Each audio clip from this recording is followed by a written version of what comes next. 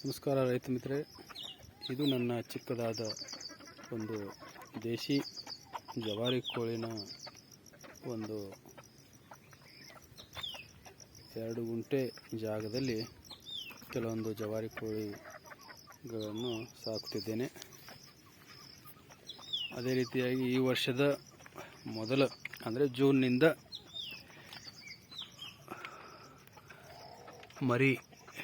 ಮರಿ ತೆಗೆಸಲಿಕ್ಕೆ ಒಂದು ಕೋಳಿಯನ್ನು ಇಟ್ಟಿದ್ದೀನಿ.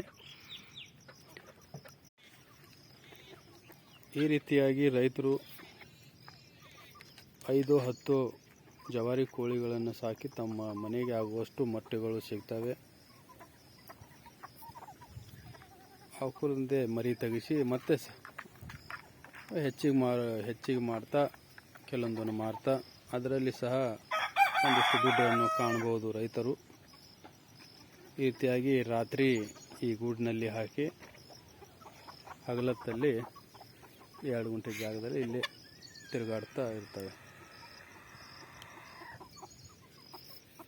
ನಮಸ್ಕಾರ.